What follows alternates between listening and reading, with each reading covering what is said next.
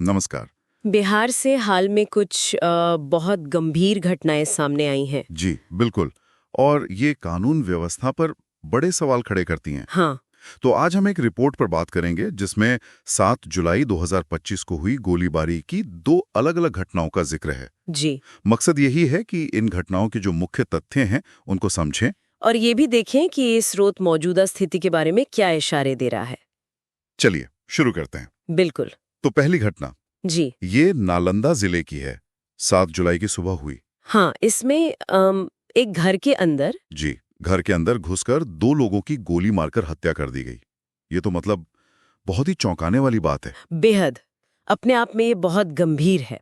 और जो बात इसे और भी सनसनीखेज बनाती है हाँ। वो ये कि पूरी वारदात घर में लगे सीसीटीवी कैमरे में कैद हो गई। हाँ, और सुनने में आया कि फुटेज वायरल भी हुई है। जी हाँ बिल्कुल, फुटेज वायरल हुई। इसमें साफ दिख रहा है कि 2 अनजान हमलावर हैं, घर में घुसते हैं और गोली चलाते हैं। पुलिस ने क्या किया है? पुलिस ने एफआईआर दर्ज कर ली है और जाहिर है हमलावरों की पहचान के लिए वो सीसीटीवी फुटेज की जांच कर रहे हैं बारीकी से। लेकिन ये फुटेज का होना स्रोत इसके बारे में कुछ खास कहता है, सिर्फ सबूत के अलावा? हाँ, ये एक अच्छा सवाल है। जी, स्रोत इशारा करता है कि ये फुटेज सिर्फ एक तकनीकी सबूत नहीं है, ये अपराध की निर्भीकता को भी दिखाता है। निर्भीकता कैसे? मतलब हमलावरों का कैमरे के सामने भी अपराध करने से न हिचकना।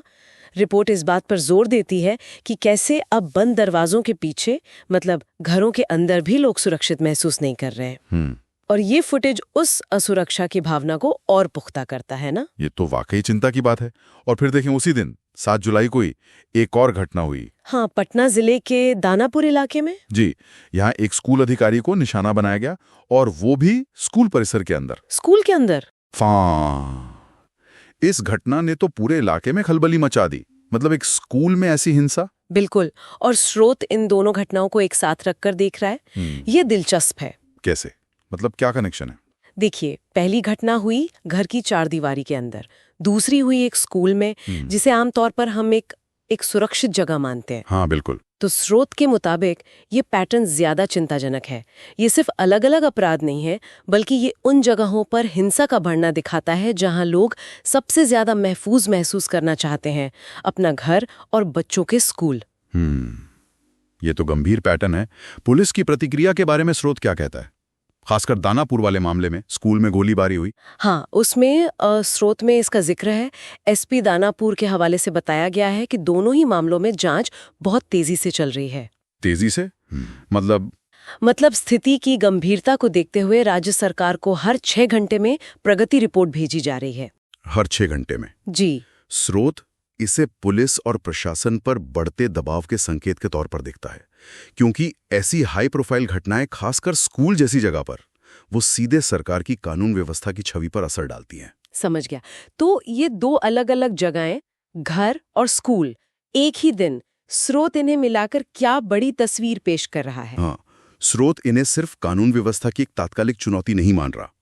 रिपोर्ट के अनुसार ये घटनाएं समाज में एक गहरे डर की ओर इशारा करती हैं। गहरा डर? जी, एक तरफ घरों की निजी सुरक्षा भंग हो रही है, जैसे नालंदा मामले में।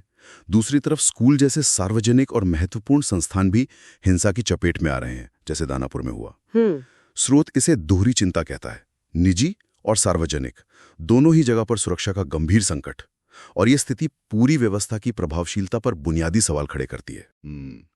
तो अगर हम संक्षेप में देखें, एक ही दिन गोलीबारी की 2 गंभीर घटनाएं, एक मामले में सीसीटीवी जैसा अहम सबूत भी है जो अपराध की निर्भीकता भी दिखाता है। हाँ। और दोनों ही मामलों में पुलिस पर तेजी से नतीजे देने का भारी दबाव है। ये सिर्फ आंकड़े नहीं लग रहे? नहीं, बिल्कुल नहीं। स्रोत यही इशारा कर रहा है कि इसका असर लोगों की रोजमर्रा की सुरक्षा की भावना पर बहुत गहरा पड़ रहा है। सही बात है। और यही पर स्रोत हमें सोचने के लिए एक अहम नुक्ता देता है। क्या? कि जब घर और स्कूल, मतलब समाज की जो बुनियादी और सुरक्षित मानी जाने वाली जगहें हैं, जब वही हिंसा का केंद्र बनने लगें, तो इसका सामुदायिक विश्वास पर क्या असर पड़ता है, सामान्य जीवन जीने की भावना पर क्या असर पड़ता है? ये बहुत बड़ा सवाल है। जी। ये सवाल सिर्फ अपराध के आंकड़ों या पुलिस की कार्रवाई तक सीमित नहीं है। ये हमारे सामाजिक ताने बाने के लिए एक गहरी चुनौती पेश करता है। इस पर सोचना वाकई जरूरी है। Thanks for watching. दोस्तों, अगर आपको यह सतर्क रहने लायक स्टोरी लगी हो तो वीडियो को लाइक करें, दोस्तों और परिवार के साथ शेयर करें और ऐसी रियल क्राइम स्टोरीज के लिए चैनल को सब्सक्राइब करना न भूलें। बेल आइकन दबाएं ताकि अगली स्टोरी की सूचना सबसे पहले आपको मिले।